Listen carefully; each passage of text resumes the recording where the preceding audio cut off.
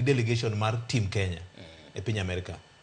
Hapa ni President Obama kan obiro ka ne obiro nyaka gi jo Republican manotene.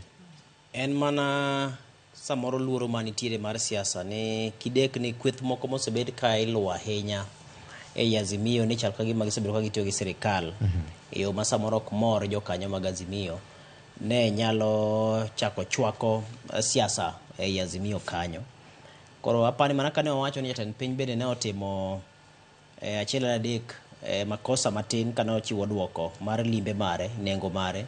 Koro apani kata Azimio bende ne otimo makosa moro matin kane giruyore mar mondo mi chiw ler ni to ang'o momiyo jatelo mag gi bende nitiere e wuoth ma odhi Amerika no to ne gichiwe yo marach nikech jo Kenya nokolo mofwenyo ni ng'ama ncha ne ogwele piny Amerika ncha ne jatend piny mana ka Jay Bonyo osewache no to koro en wuon mancha ne ochako gwelo joma moko gi. Gima nitiere sani nyapani koro pap neno ka gima koro bedo maler ni onge ng'ama samoro osechikore duond buche kadhi e machielo to ng'ama osechikore mosewacho lela kendo ma osechiwo report ne jandik duond buche kata mosechiwo report ne od bura en koro ujore ni kare ibage yiero. Koro nyisi ni kweth machalo jaod bura ma Suba ma South Karuli Omondi machalo Mark Nyamita ma Uriri machalo Gideon Chanda Mabondo Gima Moko Elisha Odhiambo ma Ugenya Magem kachiel kod momoko bende mane Azimio mane bende samoro ncha ne isiemo ni ni kanyakla mar tiyo kada wuotho e tocha achiel gi sirikal. Apani koro onyanyore lela ni samoro gina maber mana ka joma moko bende no dhi Amerika gi jatend piny cha. Nikech kada mana biro mar King Charles ne wandaye gi jakom ne nitie State House e dinner. Yes. Koro apani waketa papo obede kimo mokoro bedo gono. Mondo jopiny bende kik tung wigi gi weche ahinya to mag athuya mag siasa go.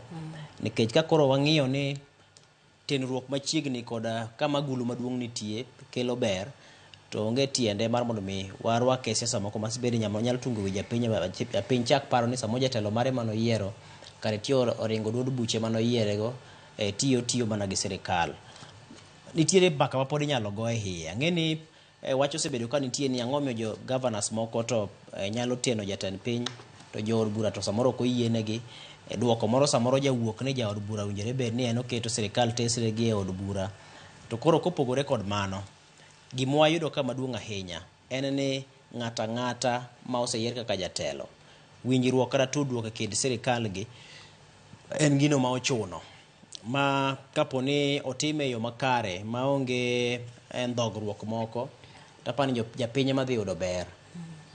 Kendo king'iyo ni omenda makoro nosingi maka gi kacha ne chenro opogore gin omenda mamako kweth duto mag siasa, obed jogo ma siro sirikal, obed jogo ma kwedo sirikal. Iyudo ka gin omenda mariwo kweth duto kech kiyudo kada omenda mane osingi ni winjore bed ni kete chenro mar kedo kod mibadhi ma kwan ne drom milion 561. Ma mibadhi ok en mar sirikal kende William Ruto kende ma jatend piny Kenya ni ema kedo godo. Ma en gima koro mako ji duto nikech ng'eni ke lweny mar mibadhi joma kwedo sirikal be ema kedo gi wach mibadhi no moloyo kada mana joma nie sirikal giwegi. Koro nyaka to gibede e kanyakla ni to kaponi en lweny mar kedo gi mibadhi to sekel pesa mondo mi wajiw godo lweny ni idhi ti kod pesa ni yo machalo nade mondo mi wayude konyruok makamagi. Koro en gima kare mondo mi jogo manie kweth makwedo sirikal bende obede kanyakla e seche ma igo mbaka kata seche ma ikwayo kata isumo rieko kata isumo kony kata isumo mwandu kowuok kuma jogo moteno Kenya. Weche motene kod kedo ne ratiro mar oganda.